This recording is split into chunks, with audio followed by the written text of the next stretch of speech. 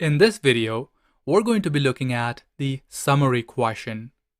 In this type of question, you'll have a question set in which the answers to the questions may come from one paragraph, two paragraphs, or multiple paragraphs. So this is what this question looks like. You're going to be asked to complete the summary below. So you're going to have a summary and you basically have to write the answers in the given blanks. This is very similar to fill in the blank questions, and you have to approach these questions in exactly the same way. Now, these questions go mostly in order. However, these questions are tricky. They are quite difficult because the answers can come from multiple different paragraphs. So this is a type of question that you want to save for the end. So here's a bit more explanation. So the questions go mostly in order, and whenever you have a question that goes mostly in order, you should assume that it goes in order. In this particular case, the summary question is a challenging one, so it's best to save it for later on. Now take note that if the summary question happens to appear in passage 1, then it is more likely to go in order. However, if it appears in passage 3, then it's more likely that it may not go in order because passage 3 tends to be more difficult than passage 1.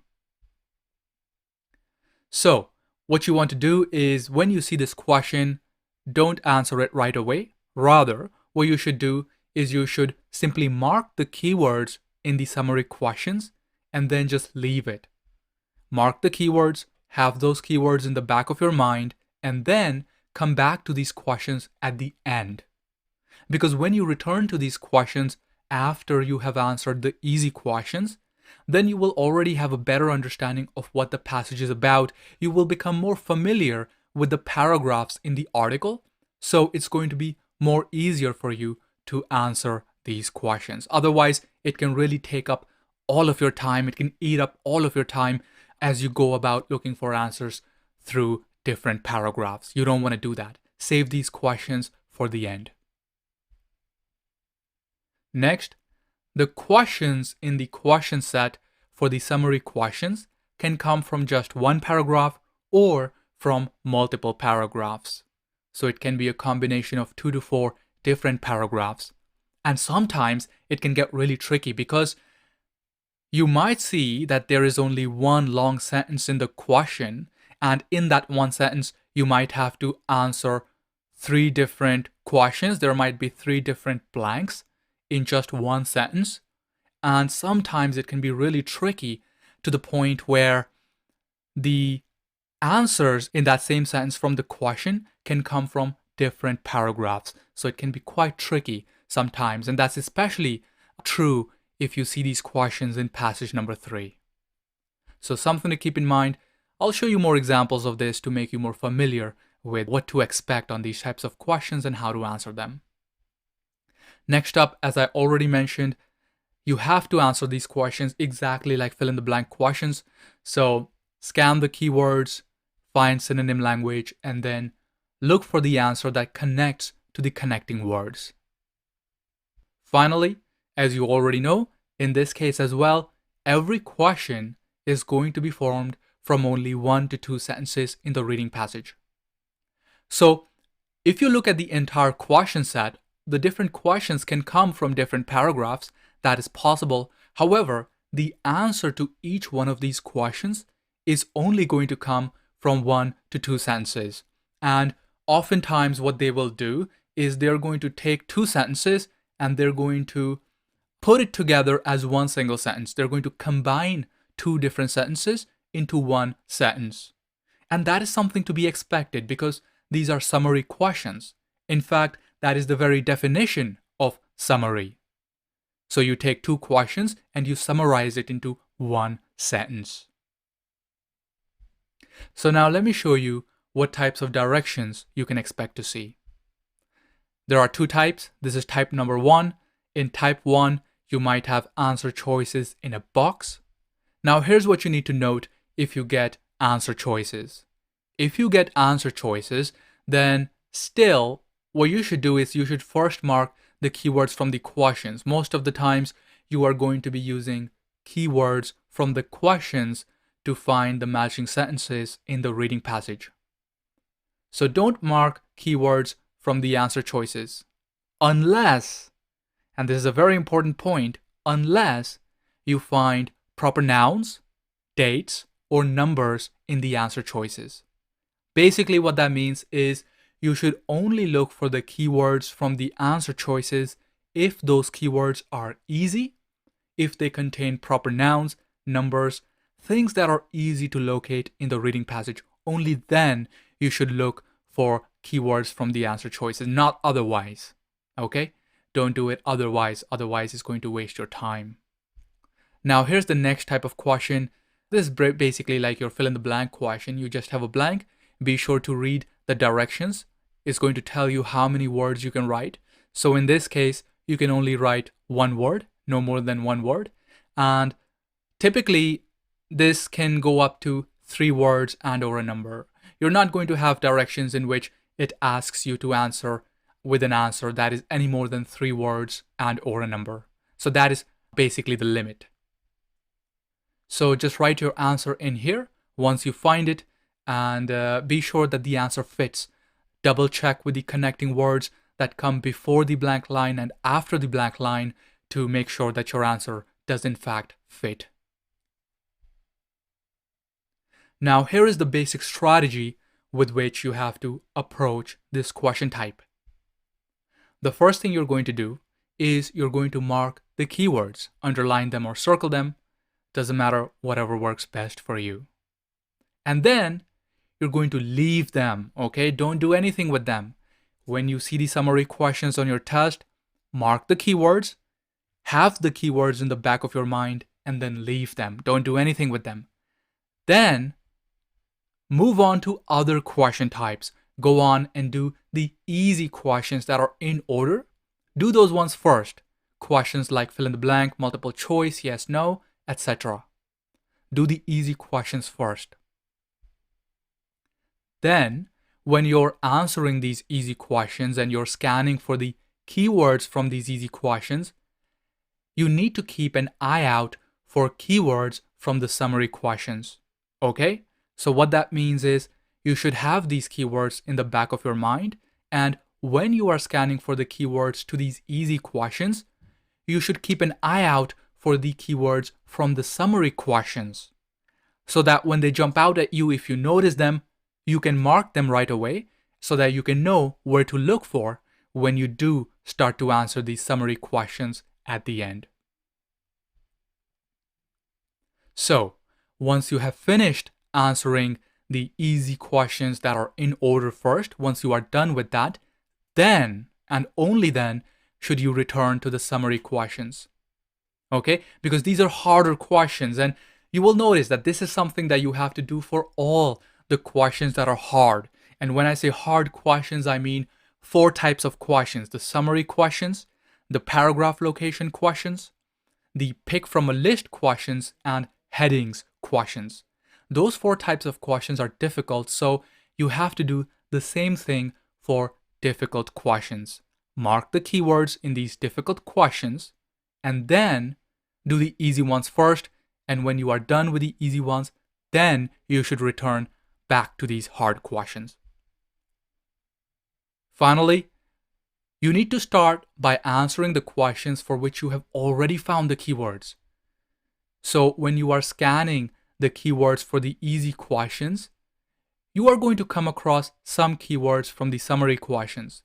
So the keywords that you find for the summary questions, those are the ones that you need to start with. Start with those questions for which you have already found the keywords while you were scanning for the answers to other easier questions.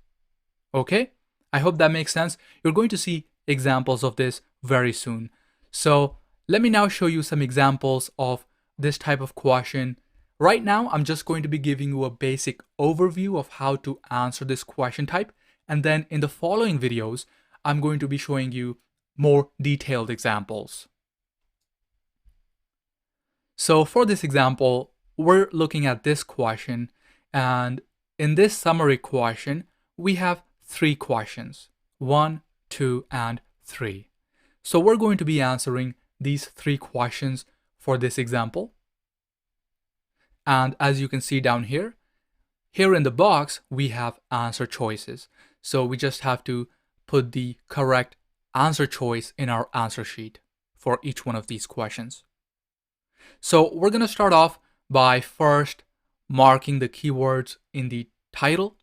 This can be very useful to locate the paragraph because sometimes all the questions are going to come from just one paragraph. Other times not. Other times it can be multiple paragraphs. But nonetheless, it can be quite useful to mark these keywords in the title. So title may have useful keywords, but not always. Sometimes the title can have repetitive keywords or useless keywords. It really depends. You have to look at the question and then you have to decide if these keywords are in fact useful or not. Now, once you have marked the keywords in the title, we are going to move on to marking the keywords in our questions. So let us go ahead and now mark the keywords in our question number 1. So in the first sentence right here, so these are the keywords for this first sentence. 3,000-year-old, burial ground, seafaring people, Lapita, abandoned, and Pacific island of Efate. So we've got some good keywords right here. We've got 3,000-year-old, that's a great keyword. Pacific island of Efate, that is a proper noun, so also another great keyword. Let's move on to our second sentence. Let's move on to this question number 2 and let's see what keywords we can find here. So these are the keywords: Lapita, explored, colonized, and so on. And then here for question number 3, in these 2 sentences, these are the keywords. All of these right here. And out of these, the most useful ones are Matthew Spriggs and Australian National University. Those are proper nouns. So these are the easiest keywords here: 3,000-year-old, Pacific island of Efate, Matthew Spriggs, and Australian National University. So it makes sense then to start off by answering question number 1 first, and then by answering question number 3, and then we can return to question number 2 at the end. Take note though that sometimes when you are scanning for keywords from the easy questions, you might come across some of these keywords. So if you have already located some of these keywords while scanning for the answers to the easy questions, then go ahead and start with those questions first because you've already located the keywords, so it makes sense to just start by answering those questions first. Also, pay special attention to these words, the connecting words, the words that come right before and right after the blank line, because they're going to tell you if the answer fits in the context, in the structure of the sentence, and if you have chosen the correct answer. So pay attention to that as well. Let us now go ahead and start to answer these questions. I'm going to start off by first answering question number 1 because we're going to assume, and let me put out a hypothetical imaginary scenario. Imagine that I marked these keywords in the summary questions and then I went and I did my easy questions first, the questions that go in order. I did those easy questions first, and while I was scanning for the keywords to those easy questions, I came across the keyword 3,000-year-old. And I marked it. I marked it in my article. And since I marked it and since I already found this keyword, I'm going to start off by first answering question number 1 because I already found this keyword while I was scanning for other keywords from the easy questions. So that's why now that I have answered my easy questions, I am now returning to my difficult question set, to this summary question, and I'm going to start off by first answering question number 1 because I've already located this keyword before. So here we go. Here is question number 1. These are the answer choices. The question says, a 3,000-year-old burial ground of a seafaring people called the Lapita has been found on an abandoned dash on the Pacific island of Efate? Okay, now abandoned what? It has to be a noun. Has to be a noun. So what is going to be the correct answer? I'm not sure, but I actually located this keyword before. So that's why I'm starting here, and I already see this keyword. I also see that around this area, when I start to search this area, I see that I also see my other keywords here. For example, Pacific Islands. Lapita is a word that appears. So here I have my keywords, multiple of them. When you start to scan this paragraph, you're going to come across these keywords that have been used in the question. Island of Efate, Pacific, seafaring people, Pacific Islands, Lapita, burial ground, mentions that here, and 3,000-year-old. So now I know that I'm going to definitely find my answer in this paragraph somewhere around here. But specifically, I'm going to start reading this portion down here because it is only down here that the keyword, the main keyword, 3,000 years old appears. So this is going to be my matching sentence, this portion right here. And I'm going to read the sentence. Let's read it. An agricultural worker digging in the grounds of a derelict plantation scraped open a grave, the first dozens in a burial ground some 3,000 years old. Alright, now I see some synonym language here. I don't know if you do. Do you see it? So over here it says derelict. Now that is a bit of a complicated word, but that is just synonym language for abandoned. Abandoned means that it has been left behind, no one goes there anymore, no one cares for it. It's just like a lost place, like nobody cares about it. You know, like those houses that are broken in the city and it's just sitting there. Maybe some homeless people live there because those buildings have been abandoned. Nobody cares for them. Nobody goes there. So that is what it means to be abandoned, to be derelict. So abandoned what on the Pacific Island? Abandoned what? Abandoned plantation. That is the correct answer. So what do you think is the correct answer? Abandoned what? Abandoned what? Abandoned plantation. So plantation is the correct answer. So we're going to now mark that answer. The correct answer is B.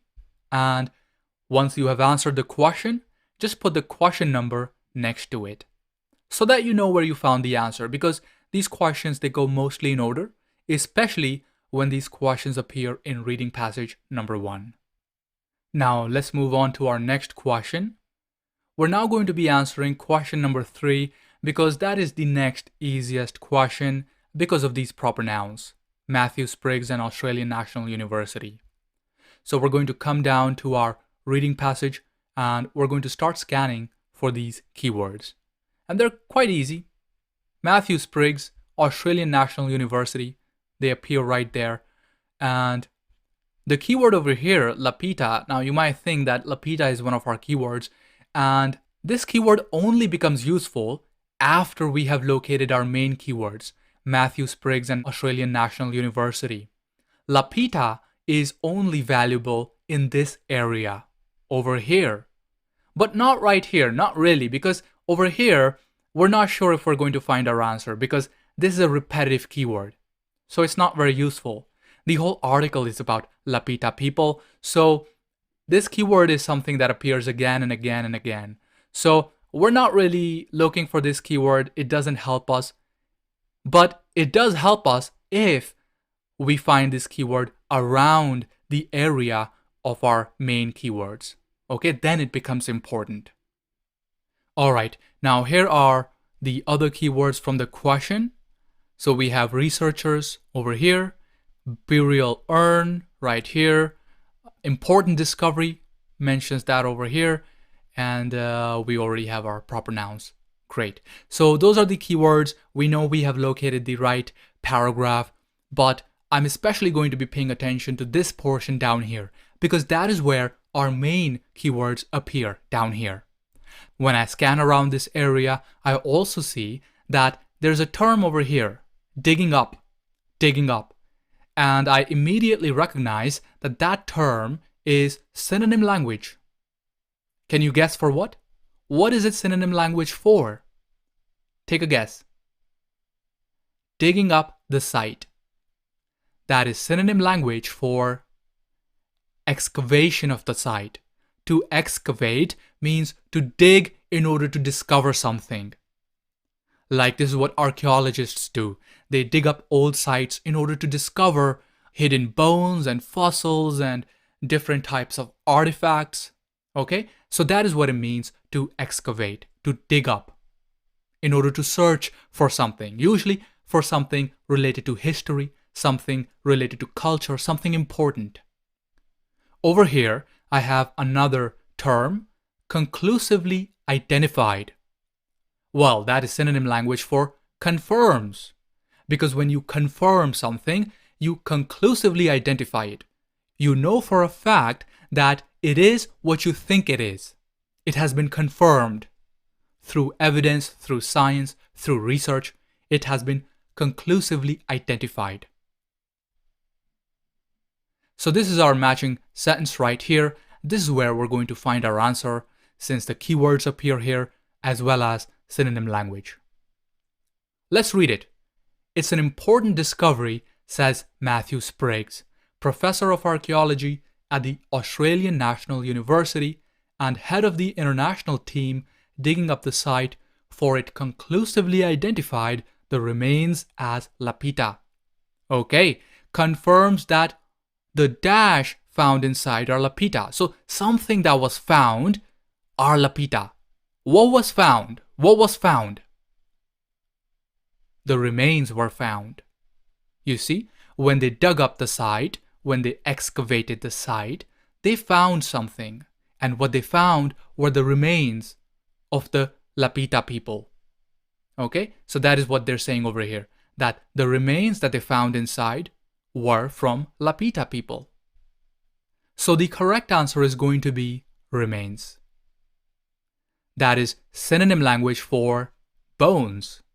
Okay, bones, fossils, something like that. Those are synonym words for each other. So we're going to mark that, put D as our answer choice for question number 3, and once you're done answering it, just put the question number next to the matching sentence. Great. Now let's move on to our final question. We are now going to come back to our question number 2. We left this for last because we didn't find any easy keywords in here.